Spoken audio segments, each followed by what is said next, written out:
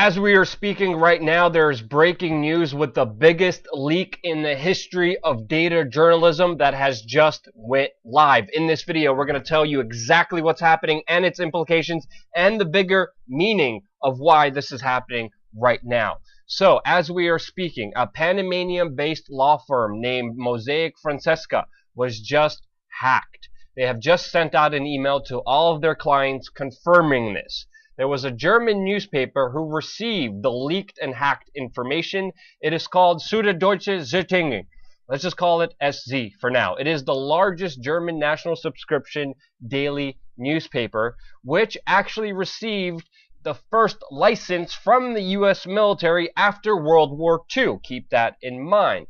The newspaper received an anonymous source over a year ago and sent them encrypted internal documents from that Panamanian law firm. And of course, the law firm concentrated on offshore companies around the world and creating shell firms or shell companies that enabled people to cover up their business dealings no matter how shady they were.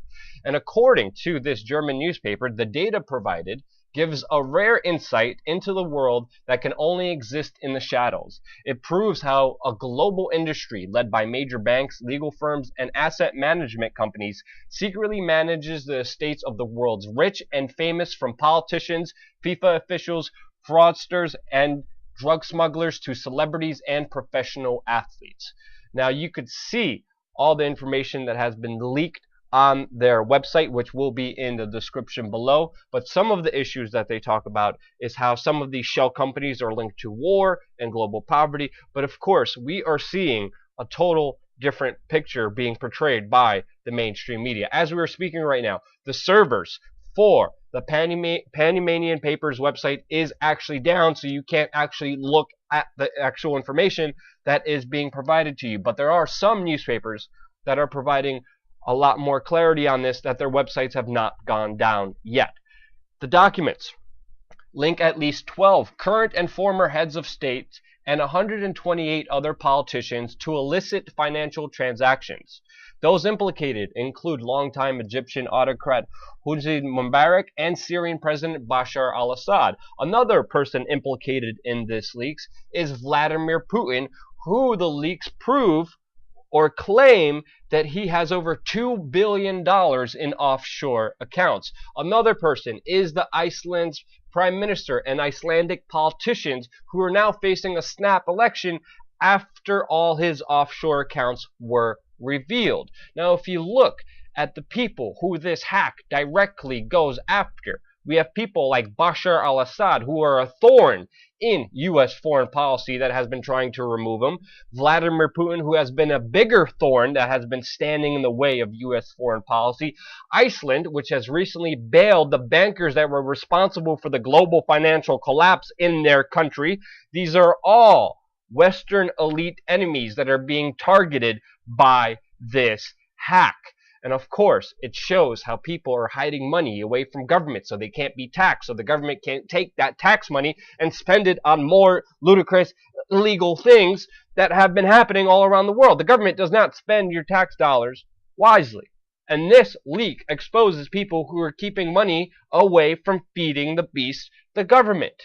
I would not be surprised, and of course this is pure speculation, if this hack wasn't just financed, wasn't just started, but was engineered by a Western intelligence agency. And I'm saying this because of what happened before.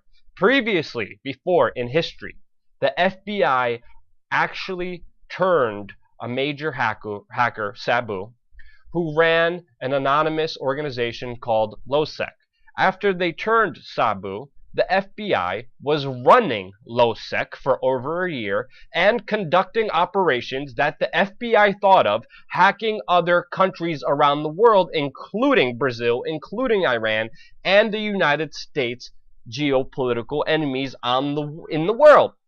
So the FBI previously ran an anonymous hacking organization and conducted operations as official business with U.S. government servers, and then the people who complied with the orders of the FBI unknowingly and didn't comply afterwards, like Jeremy Hammond, were sent to jail. We have historical precedent of the FBI running hacking operations in this world. The hacks that are coming out are going after all the Western elite enemies. You could only put two and two together, and that's why I believe this hack was engineered by a Western intelligence organization. This is what you need to know. We're going to stay on this topic and a lot more on this YouTube channel, so subscribe. Don't forget, your monthly $1 donation keeps this independent organization free for you and by you, so we could do the research, so we could do the homework, and we could lay out all the evidence here for you.